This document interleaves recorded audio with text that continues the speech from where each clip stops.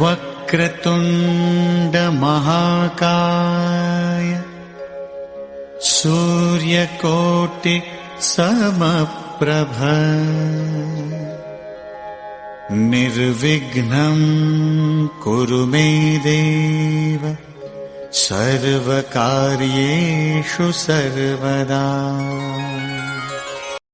एक व्यक्ति गांव में रहने वाला था और बहुत वैसे गांव में बिना पढ़ा लिखा, पुराने जमाने की बात, मेला देखने गया। वो मेला गांव से थोड़ी दूर पर लगता था, 4-5 किलोमीटर पैदल चल के गया। अब मेले में उसने तरह तरह की चीजें देखी। मेला पहली बार देखा था, बड़ा खुश हो रहा था। गांव का रहने वाला आदमी इतनी देर में घूमते हुए गया तो एक जगह उसने एक शीशा देखा, दर्पण, ऐसा आदमकद शीशा जो उसने देखा। तो शीशे में उसने स्वयं को देखा। अब वो ये नहीं समझ पावे कि हम ही हैं। और शीशे में जैसे इसने देखा तो ये मुस्कुराया और हाथ जोड़ के बोला, भैया राम राम।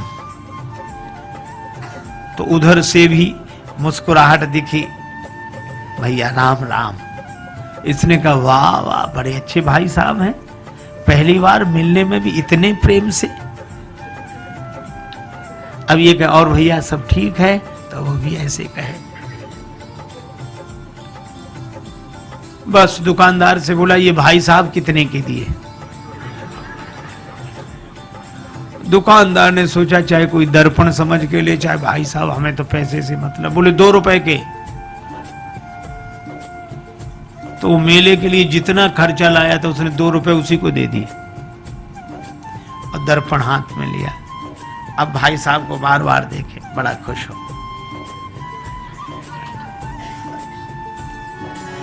कृषक एक शीशा ले घर आयो, कृषक एक शीशा ले घर आयो, अपनों सो प्रिय साथी पाके हेरी हेरी हरसायो। कृषक एक शीशा ले घर आयो, कृषक एक शीशा ले घर आयो।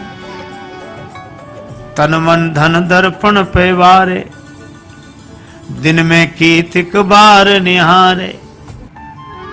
बार बार नतमस्तक है के बैठक में लटकायो। कृषक एक शीशा ले घर, शीशा लेकर आया, बैठक में लटका दिया।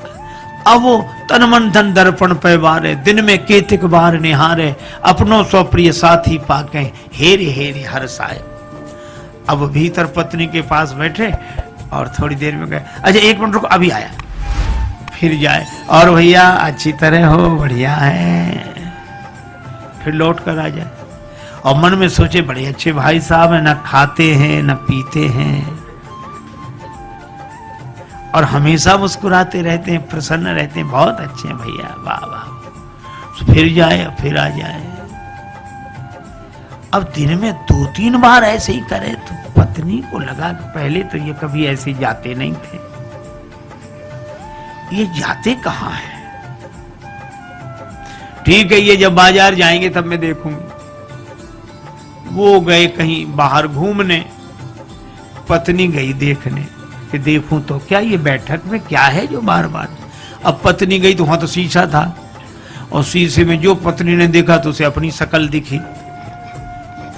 पत्नी बड़ी नाराज। अब मैं समझ गई, इसी की वजह से आता है।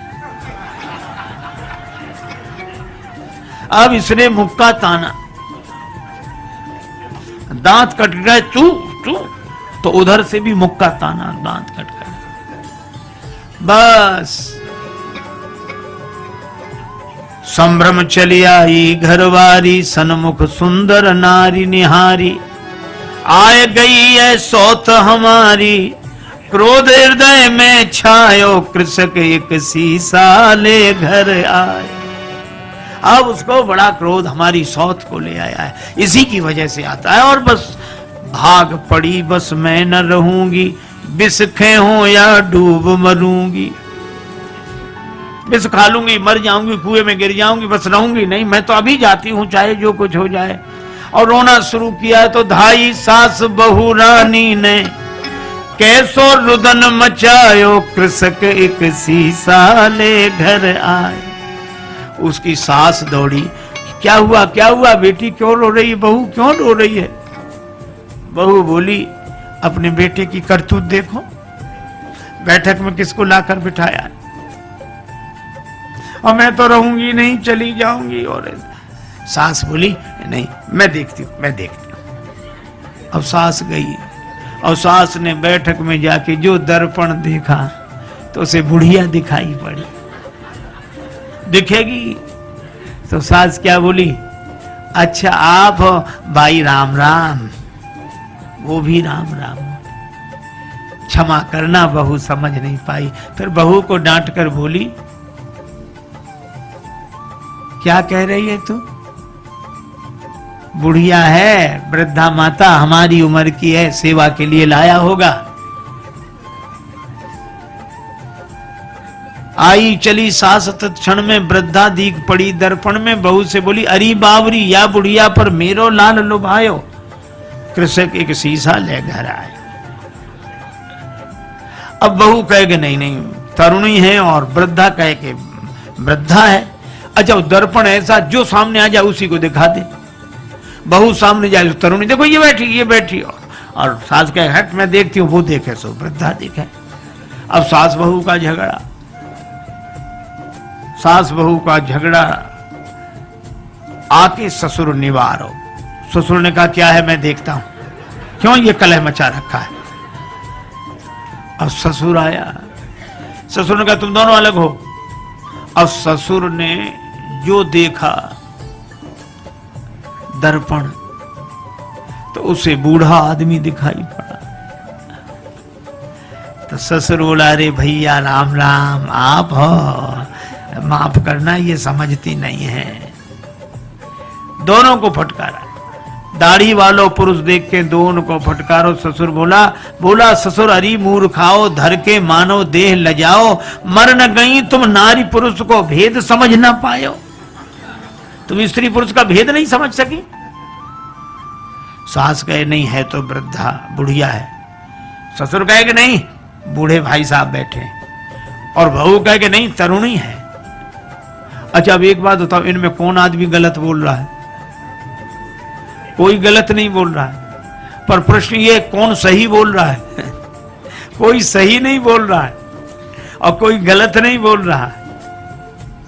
इतने में वो व्यक्ति आ गया, गांव में गया था घूमकर, क्या है? मां बोली बैठक में किसको बिठाया है?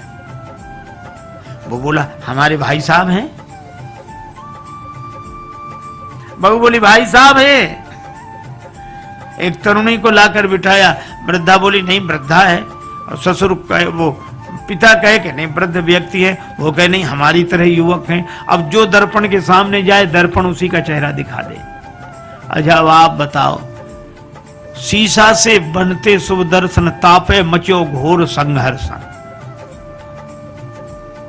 और इसके हाथ में जाए शीशा, उसके हाथ में जाए, इसके हाथ में जाए, और ऐसे हाथों में जाते शीशा गिर गया, टूट कर टुकड़े टुकड़े हो गया। और जैसे ही दर्पण टूट गया तो दो बचे कि एक ही।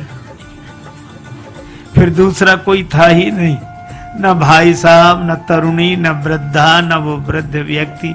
एक ही था और एक ही है और एक ही। देखो कितनी अद्भुत बात। इसी तरह वह एक अद्वैत परमात्मा ही है। प्रेम में वह अनन्यता में एक होकर रहता है, ज्ञान में वह अद्वैत में एक होकर रहता है। ये तो माया के दर्पण के कारण द्वैत की अनुभूति हमें होती है, और हम अपने ही उस चेहरे को एक में दो देख लेते हैं, भाई साहब और ये और वो, सब सारा संसार बन जाता है। लेकिन एक आदमी की अंगूठी खो गई, बड़ा परेशान। एक महात्मा मिले, महाराज मेरी अंगूठी खो गई, आप तो सर्वज्ञ हैं, सब जानते हैं, तो बताएं मेरी अंगूठी कहाँ है, बड़ी कृपा होगी। महात्मा बोले मैं बता दूंगा। तो बताओ महाराज कहाँ रह गई? कुर्ते की जेब में है, तकिए के नीचे है, कि मकान में रह गई, कहाँ रह गई? अंगूठी मिल नहीं रही। महात्मा बोले अंगूठी कहीं भी हो, पर जहां भी होगी सोने में ही होगी। अंगूठी सोने से अलग हो ही नहीं सकती। हा? और सच्ची बात है, हम सबसे अलग हो सकते हैं पर भगवान से अलग हो ही नहीं सकते।